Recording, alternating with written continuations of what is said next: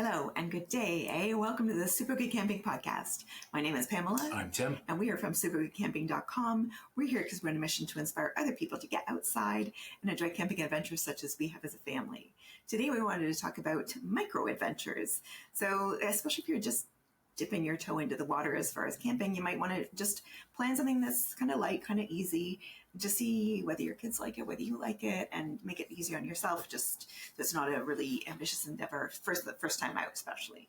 So we did this as when our younger son was little. By we, she means she did.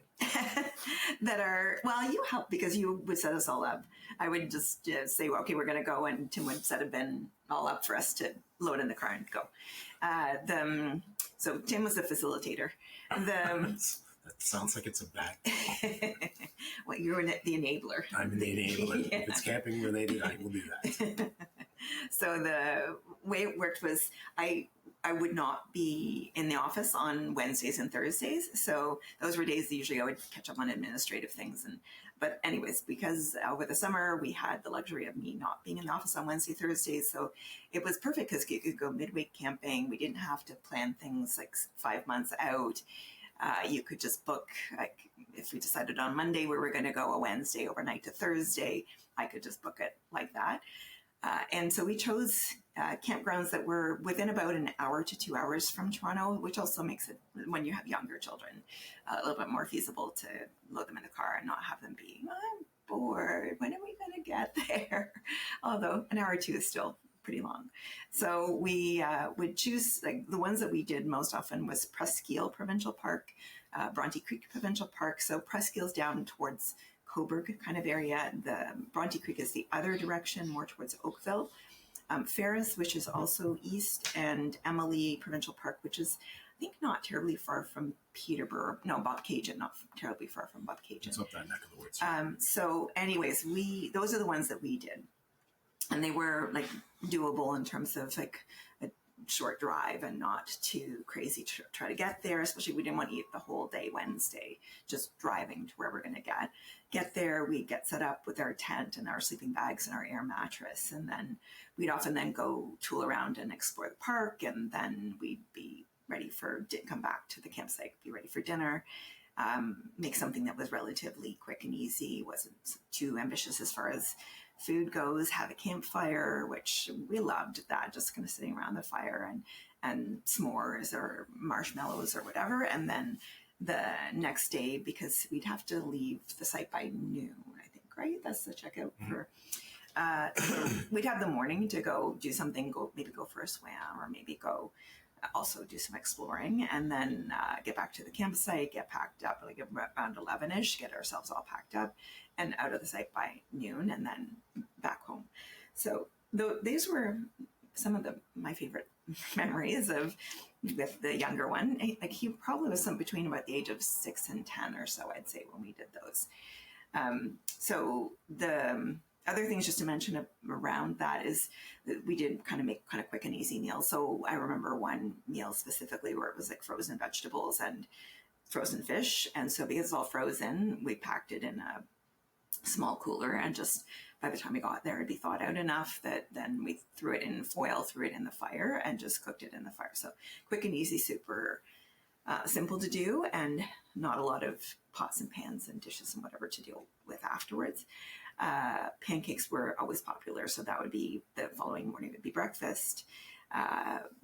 For over the campfire, it might be hot dogs that we roast over the fire, or it might have been s'mores or marshmallows.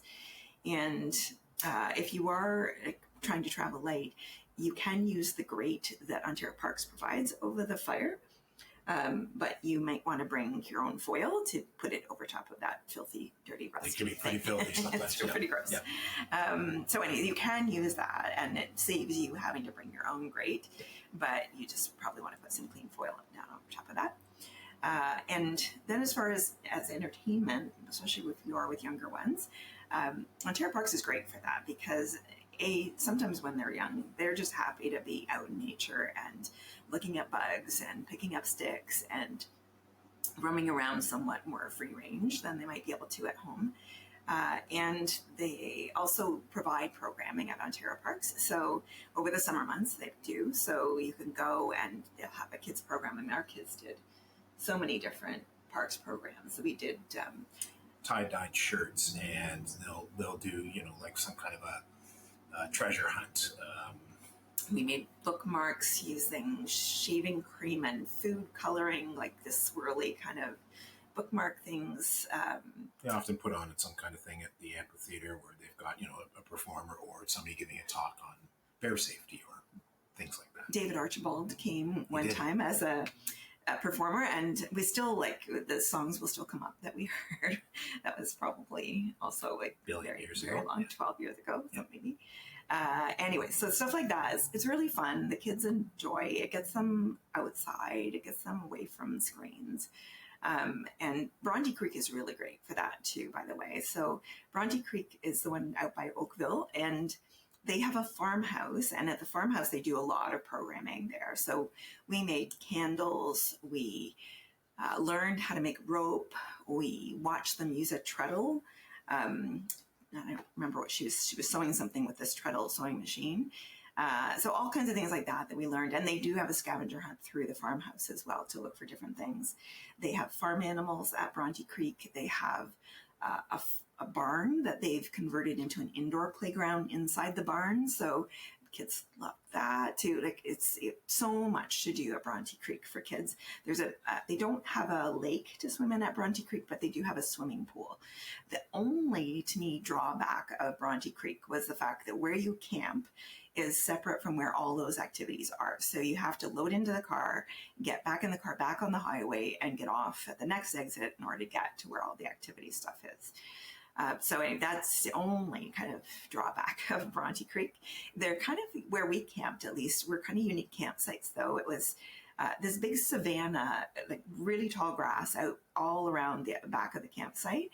So it was kind of isolated. There wasn't like anybody right next to you because it was all just this big tall grass all behind us. And when we went to on a Wednesday, Thursday, it wasn't that terribly busy. Anyway, so we loved Bronte Creek. We loved Presqu'ile. That was our other very favorite one. And we've been since too on a long weekend to Presqu'ile, like a July long weekend. We've gone to Presqu'ile as well. But there's also lots to do. Yeah, lots to do also at Presqu'ile. So anyways, those, as far as Toronto based, those would be really highly recommended for me, the Bronte Creek and Presqu'ile. And they're really like nice little getaways, good change from the ordinary.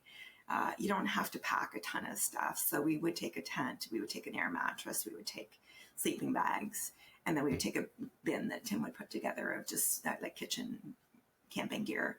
And then we would take a little bit of food. So we would take sometimes we'd have lunch on the road on the way there, and then we'd cook dinner there, and then we'd have a snack at night, and then we would have breakfast the next morning, and then sometimes lunch on the road on the way back. So anyways, it was a fun little outing, and for me, it was lots of good memories. I would throw in one other, anybody that's followed us for any length of time has heard me say I'm not a huge fan of Sibbald Point, because I'm not. Yeah. We had a not wonderful experience, but parts of it were quite good, and I'm sure that midweek would be a different story. It would be way less, like it's just insanely crowded on the weekends because it is an hour and a half from Toronto, 2 hours tops. So, you know, day passes are gone. Everybody is just, it's crazy. But, you know, on a Wednesday or Thursday, I'm sure it'll be fine. We did do a Wednesday, Thursday at Sibbald Point as well. And it was too. And the programming was also really awesome there. So that's where the kids made the tie-dye t-shirts. But went around and picked up all the they had a challenge to see who could collect the most bottle caps. Yeah. And we had tons, but somebody had way more than we had. So given how much we had, there must have been an awful lot. So this is me wagging my finger at you. If you take the cap off your bottle, put it in your pocket, make sure it comes back for recycling. Do not just chuck it. Leave no trace. That's it. But at Sibbald Point too, they had there was an old house there, and they did a haunted house thing in the evening one night. The park staff just got sort of dressed up, and our younger one again, Brandon, and I went around and did the haunted house there. So that was also very fun. Anyway, that's it as far as I can think in terms of micro adventures, things that you might want to do.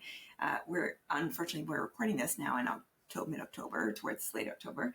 I don't know that you'll be able to do much of that this year, but maybe you can plan ahead for next summer. It's still pretty stinking warm out there. So. Oh, it's 24 degrees today. Yeah, it's nuts. Yeah. Anyways, for micro adventures, like, do think about it, especially if it's something like you're not too sure about camping, or especially if your kids are starting to show a bit of an interest in the outside. It might be a really good way to cultivate more of that. That's it for us for today. Please do check us out on all the social media. We'd be happy to talk to you anywhere, anytime. And if you want to email us, you're welcome to email us at hi@supergoodcamping.com. That's hi@supergoodcamping.com. And we'll talk to you again soon. Bye. Bye.